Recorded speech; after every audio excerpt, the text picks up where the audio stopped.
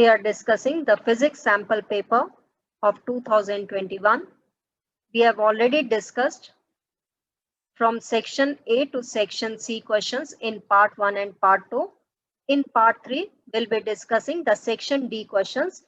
Okay, here you will find 5 questions, each of 3 marks. So let's start with question number 26. A rectangular loop which was initially inside the region of uniform and time independent magnetic field is pulled out with a constant velocity v as shown in the figure.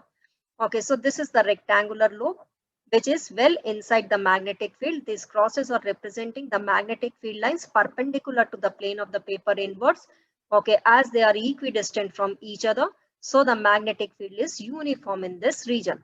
Now this loop is pulled outwards with a velocity v. Okay, till from here, let time is t is equal to 0. T is equal to 0 to t1 time. It is still well inside the magnetic field. So there is no change in the magnetic field lines. That is, the magnetic flux will remain constant. Okay, once the loop starts coming outside this magnetic field, the area of the loop with respect to the magnetic field decreases and hence the magnetic flux decreases. Okay, so here you have to sketch the variation of magnetic flux, induced current and the power dissipated as the joule heat with a function of time. Okay, now let's plot the graph of magnetic flux with time. So from t is equal to 0 to t1 time, the magnetic flux, that is the number of magnetic field lines crossing through this loop, are constant. So from 0 to t1 time, the magnetic flux is constant. Okay, now let from t1 to t2 time. In t2 time, it is completely outside. So from t1 to t2 time, the area of the loop with respect to the magnetic field decreases as it is coming outside the magnetic field. So the magnetic flux also decreases with time. So the magnetic flux decreases from t1 to t2 time. So this is the graph of magnetic flux with time. Okay, 0 to t1. It is moved from 0 to t1 till here. So there's no change in the magnetic field lines with respect to this loop. So magnetic flux is constant. Once it starts coming outside the magnetic field, the number of magnetic field lines decreases with respect to this loop and hence the magnetic flux decreases. The second one, you have to plot the induced current with time. Okay, we know that the induced current is given by induced EMF upon the resistance of this coil. Okay, now induced EMF is given by minus d phi by dt, negative of rate of change of magnetic flux. So from 0 to t1 time, that is when the loop is well inside the magnetic field, there is no change in the magnetic flux. Magnetic flux is constant. As from 0 to t1 time, the magnetic flux doesn't have any slope. So the current is 0. Why? Because the induced EMF is 0. So from 0 to t1 time, the induced EMF is 0 and hence the current is 0. Now from t1 to t2 time, when it starts coming outside the magnetic field, from t1 to t2 time, the magnetic flux, it is having a negative slope and induced EMF is minus d phi by dt. So from t1 to t2 time, the induced EMF is positive, which is constant. So the induced current will also be constant from t1 to t2 time and it will be positive. Okay, why? Because the graph is having a negative slope and the induced EMF is minus d phi by dt. So the current will be positive. Next, you have to plot the power dissipated in the form of heat with time. We know that the power dissipated in the form of heat is given by B square L square, where L is the length of the loop, V square upon the resistance. One time power is also given by V into I. So from 0 to T1 time, the power is 0. And from T1 to T2 time, the power will be positive and will be constant. B part is, if instead of rectangular loop, a circular loop is pulled out, do you expect the same value of the induced current? Justify your answer. and sketch the variation of the flux, in this case with time. Now instead of rectangular loop, if it is a circular loop, then when it is moved outside the magnetic field, the rate of change of area is not constant. In case of a rectangular loop, the rate of change of area is constant with time. But when it is a circular loop and it is coming outside the magnetic field, the rate of change of area is not constant, and hence the induced current will not be constant. So here, when it is a rectangular loop, we see that the induced current is constant, but when it is a circular loop, the induced current will not be constant, because the rate of change of area is not constant when it is coming outside the magnetic field. Okay, also you have to plot the variation of the magnetic flux with time when a circular loop is moved outside. Okay, so the magnetic flux decreases with time, but the magnetic flux will not be constant. It will be a curved line. It will decrease in this manner. Question number 27 is, a variable resistor R is connected across a cell of EMF E and internal resistance small r. Draw the circuit diagram. So the A part is, you have to draw the circuit diagram. A cell of EMF E and internal resistance small r is connected to a variable external resistance capital R. Okay, so small r is the internal resistance. Okay, it is not connected externally. It is the opposition offered by the electrolyte to the flow of ions inside the cell. Okay, and this will be the direction of the conventional current. Okay, so A part, we have drawn the circuit diagram. Now in the B part, plot the graph showing the variation of the potential drop across R as a function of resistance. We know that the potential difference across the resistance capital R, that is the variable resistance, is equal to I into R, and the current is EMF upon the total resistance of the circuit, which is external resistance plus the internal resistance. Now this B can be written as EMF upon 1 plus small r upon capital R. Now here you have to plot the graph between potential difference V and the external resistance capital R. So as external resistance increases, V also increases. Okay, and the graph will be as shown. And this maximum potential difference, we call it as EMF. So this is the EMF of the cell.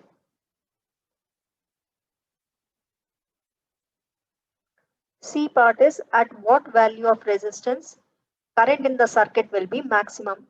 So when will be the current maximum? The current which is given by EMF upon the total resistance of the circuit, R plus small r. When the external resistance is equal to 0, then the current will be maximum, and the maximum current is given by I maximum is equal to EMF upon the internal resistance.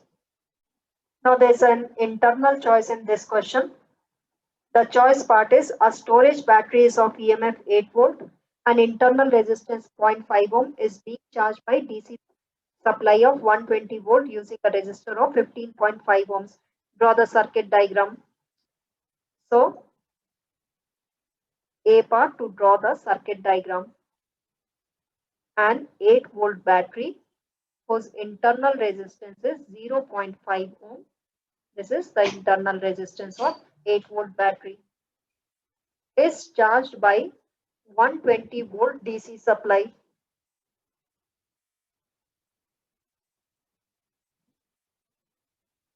And a resistor is connected in series, which is 15.5 ohms. So this is the circuit diagram. Now the B part is, calculate the potential difference across the battery. Now here you have to find out the potential difference across this 8 volt battery. In order to find out the potential difference across the 8-volt battery, the net EMF is equal to 120 minus 8, which is equal to 112 volts. And the current is given by the net EMF upon the total resistance of the circuit, which is external resistance plus the internal resistance. So 112 upon the external resistance is 15.5 plus 0.5 ohms. So on simplifying it, we get the current to be 7 amperes. So now in order to find out the potential difference across the battery, that is the terminal voltage of the battery will be equal to EMF plus I into R. Okay, why? Because it is being charged by it. Then the terminal voltage will be equal to E plus IR. If it is being discharged, then it will be E minus IR. Okay, so substituting the values.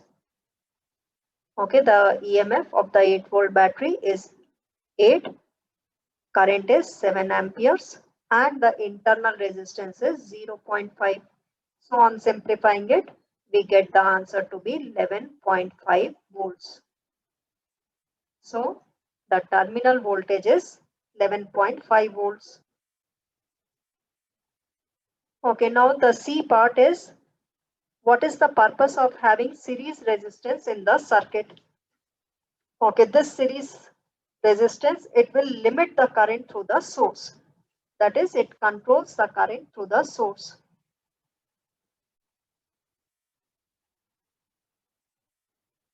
So the series resistance, it limits the current drawn from the external source. So that is why this series resistance is connected. Question number 28, A part, explain de Broglie argument to propose his hypothesis. According to de Broglie, the universe is composed of matter and radiation. The radiation has dual nature. That is, sometimes it travels like a particle and sometimes it travels like a wave. Now, since nature loves symmetry, so the matter should also have dual nature. That is, sometimes it should behave like a particle and sometimes it should travel like a wave. When it travels like a wave, we call it as the matter wave. So this is the de Broglie hypothesis. As nature loves symmetry, so the matter should also have the dual nature. Show that the de Broglie wavelength of a photon equals to the electromagnetic radiation. The de Broglie wavelength lambda is given by h by mv, where mv is the momentum, that is p. Now the momentum of a photon of frequency nu is given by p is equal to h nu upon c, where nu is the frequency. This is the momentum of photon.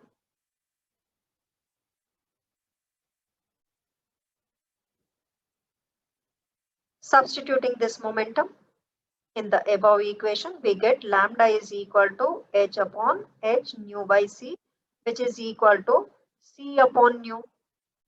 So the wavelength of a photon is equal to the wavelength of the electromagnetic wave.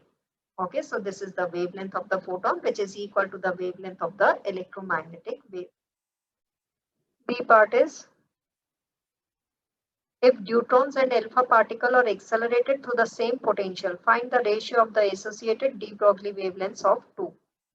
We know that the de Broglie wavelength is given by h upon the momentum. Momentum can be written as under root 2 mass of the charged particle into its kinetic energy, where the kinetic energy can be written as Q into the accelerating potential charge into the accelerating potential. Now the two particles are deuterons and alpha particle.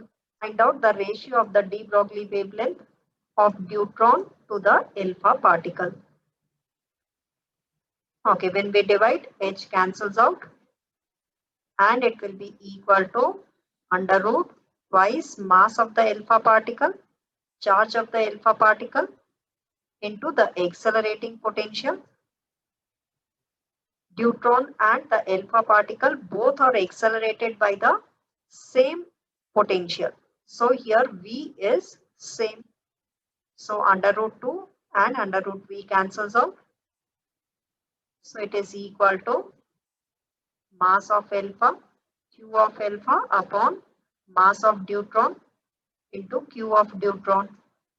Mass of alpha particle is 4 times the mass of proton, and the charge on the alpha particle is twice the charge on the proton.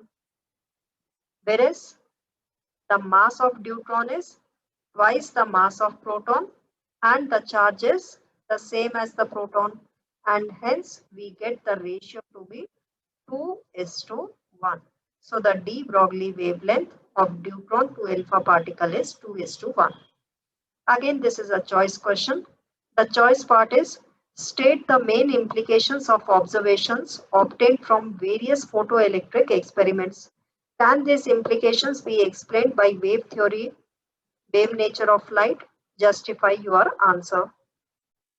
The main implications of photoelectric experiment are the first. So the first one is the number of photoelectrons ejected per second is directly proportional to the intensity of the incident light.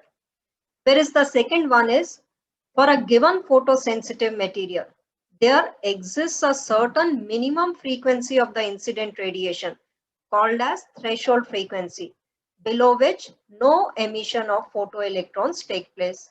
So the second one states that there is a certain minimum frequency which is called as the threshold frequency, and below threshold frequency there is no emission of photoelectron.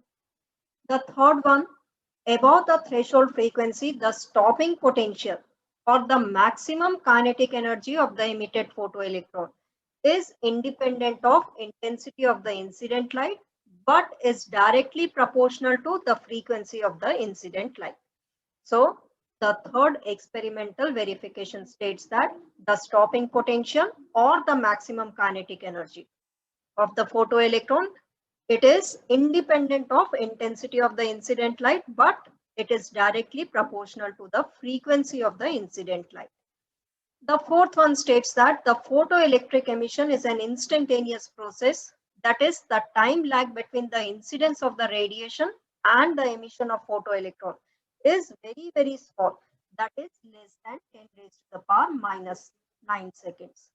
So these are the experimental verifications of the photoelectric experiment. The first one, the number of photoelectrons ejected per second is directly proportional to the intensity of the incident light. The second one, there exists a certain minimum frequency called as the threshold frequency, below which no photoelectron emission takes place. The third one states that the stopping potential or the maximum kinetic energy of the photoelectron is independent of the intensity of the incident light, but is directly proportional to the frequency of the incident light. The fourth one states that the photoelectric emission is an instantaneous process. That is, the time lag between the incidence of the radiation and the emission of the photoelectron is very, very small, which is less than 10 raised to the power minus 9 seconds. The second part of the question is the photoelectric effect cannot be explained on the basis of wave nature of light. According to the wave theory, the maximum kinetic energy of the photoelectrons increases with the increase in intensity. Whereas, according to the experimental basis, it is seen that the maximum kinetic energy of the photoelectron is independent of the intensity of the incident light. But the wave theory, according to the wave theory, the maximum kinetic energy increases with the increase in intensity. Then the second point, according to the wave theory, is a threshold frequency does not exist. But experimentally, it is found that there exists a threshold frequency, and below the threshold frequency, no emission of photoelectron takes place. The third one, according to wave theory, it takes hours for an electron to pick up sufficient energy to overcome the work function and come out of the metal. Whereas it is experimentally found that the photoelectric emission is an instantaneous process. That is, as soon as the radiation is incident, in less than 10 raised to the power minus 9 seconds, the photoelectrons are emitted.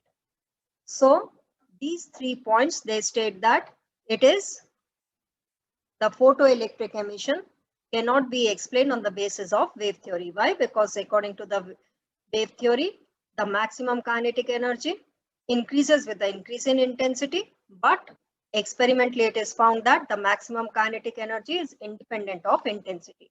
According to wave theory, it is seen that a threshold frequency does not exist, but experimentally it is found that there is a threshold frequency below which no photoelectron emission takes place. And also, according to wave theory, it should take hours for an electron to pick up energy and overcome the work function and come out of the metal. But experimentally, it is found that it is an instantaneous process. Thus, the wave picture is unable to explain the features of the photoelectric emission.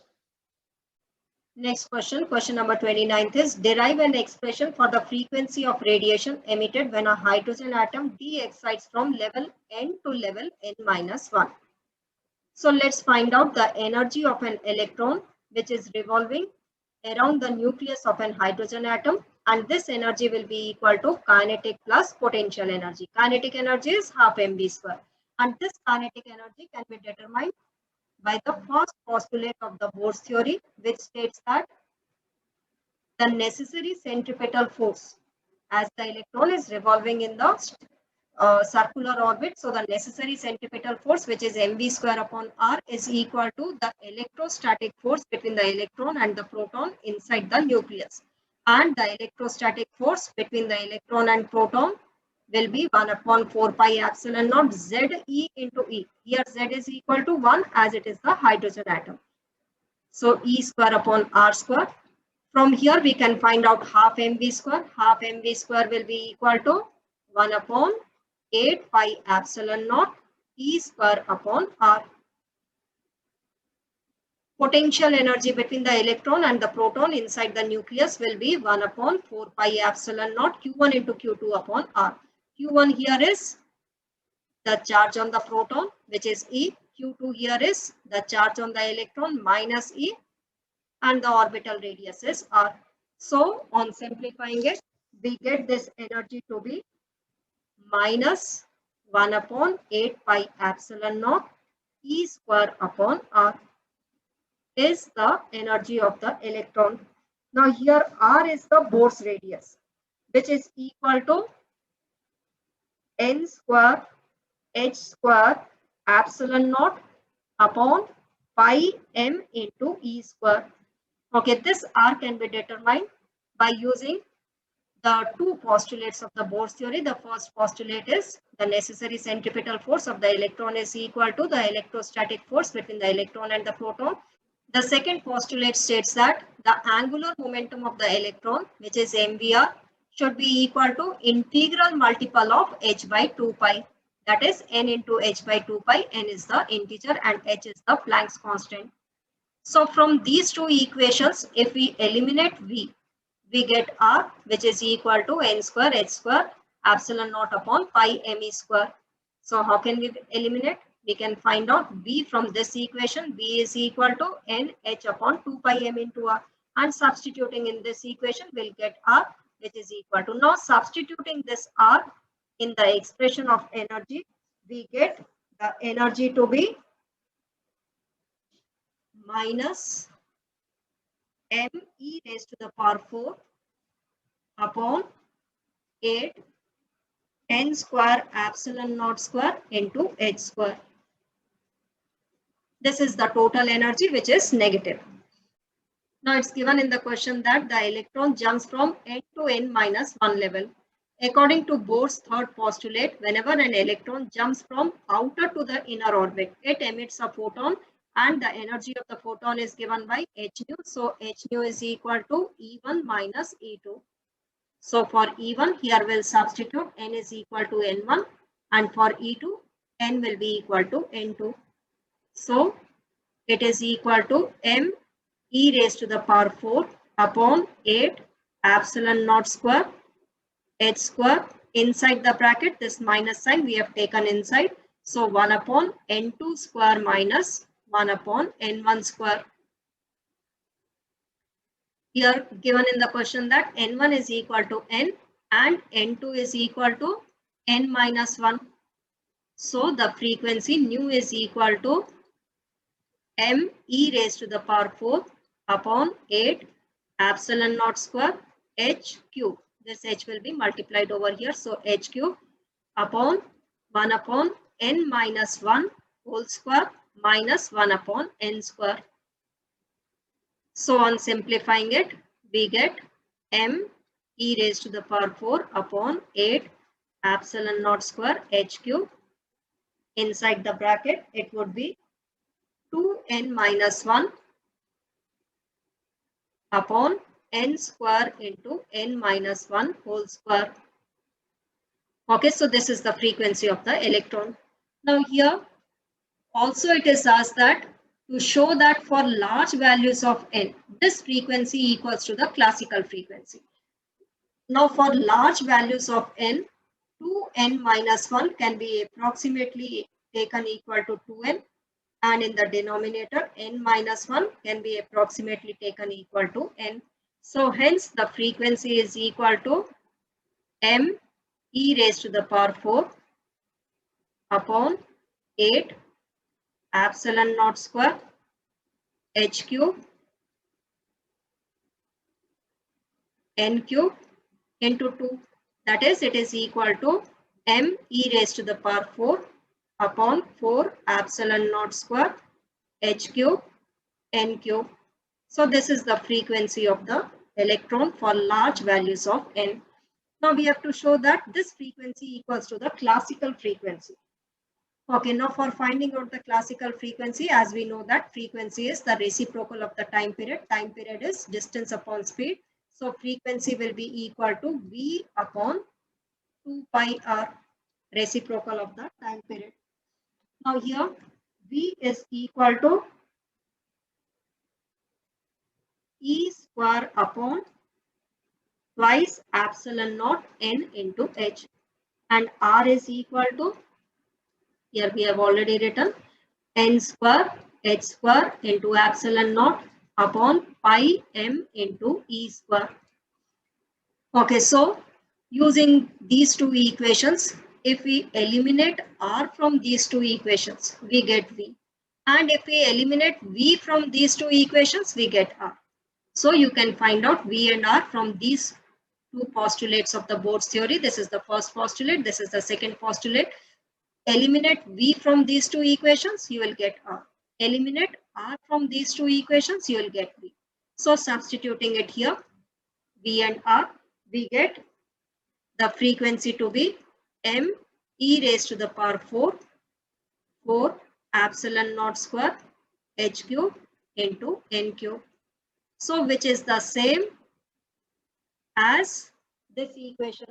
So this is the frequency when the electron jumps from n to n minus 1 level, and this is the frequency, that is the classical frequency of the revolution of electron. So this is the frequency when the electron jumps from n to n minus 1 level, and this is the classical frequency of the electron. So here we have shown that these two frequencies are the same, that is when the electron jumps from n to n minus 1 level, and the classical frequency, both are equal. Question number 30th. A part is, give 1 point of difference between nuclear fission and nuclear fusion. Okay, so here are the differences between fission and fusion.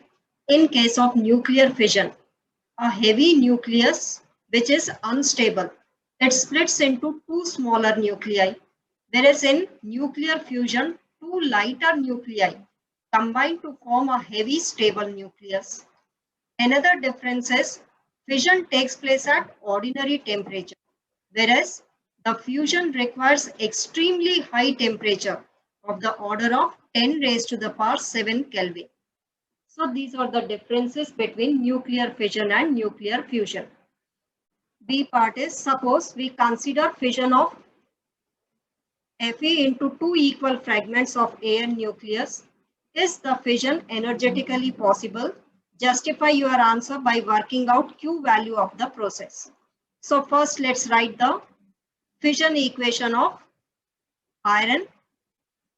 Fe splits into two nuclei, both are Al. Let's write their atomic number and the mass number. Fe has 26, 56, whereas Al has 13, 28. 13 is its atomic number, whereas 28 is its mass number. So let's find out the energy released in this reaction. Energy released is equal to mass defect into C square. Okay, that energy will be in joules. In order to convert it in mega electron volts, we'll find out the mass defect and multiply it by 931. We'll get the energy in mega electron volts.